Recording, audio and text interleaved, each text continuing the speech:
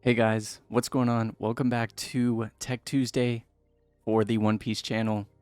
And today we're going to be talking about Tech Tuesday. If you're not sure what Tech Tuesday is, it's where we take the deck of the week and we talk about some ways in which we could make it better or possibly play better into it. Now this week we did talk about the Film Law deck that just got second at the Treasure Cup. Now this deck, it doesn't really have many techs that you can play in it, so we're going to talk about ways that you could possibly beat it.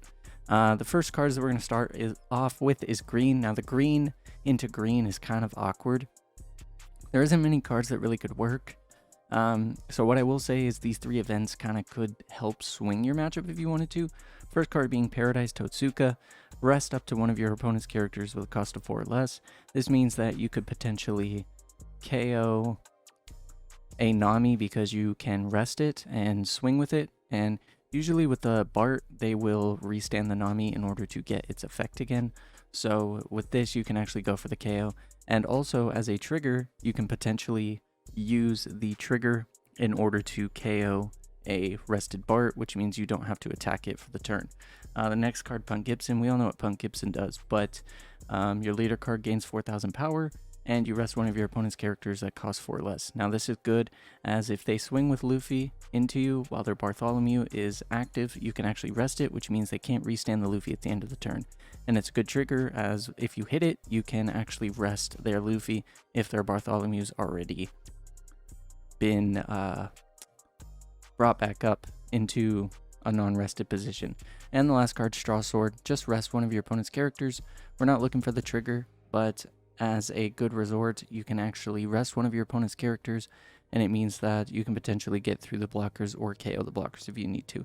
Now for black, we are going to talk about how Helmeppo is good. Helmeppo is good because A, it's a trigger so you can play it, but also it gives -2 to something, which means that as you're swinging for just 3,000 damage, you can give -2 to the Luffy, make it a 5-drop, and then play Sakazuki and KO. And the next two cards kind of go hand in hand, so I'll talk about them in the sequencing.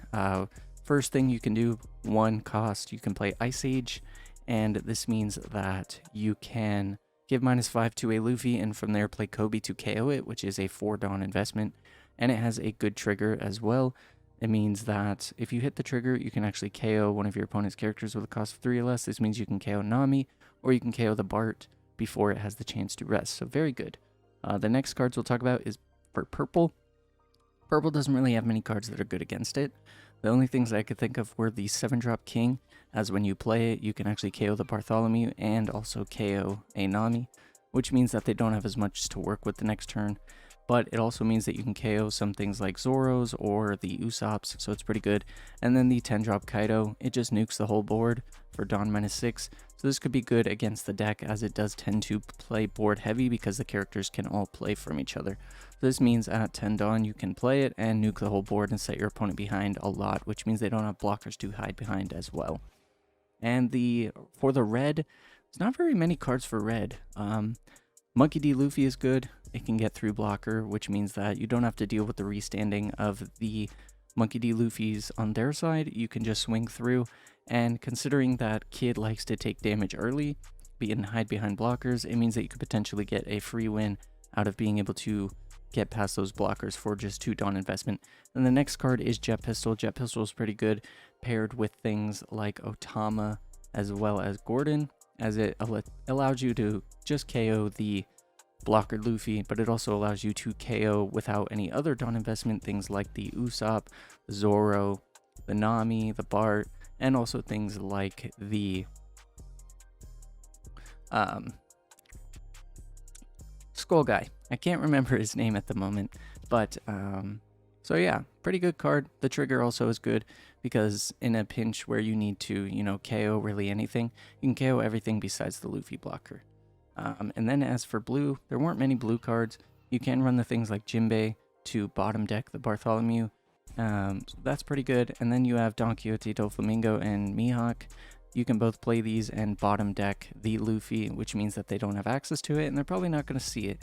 And if you can bottom deck 2 Luffys, that means that they have to look for 2 more. And so it kind of makes the matchup a lot easier in your favor.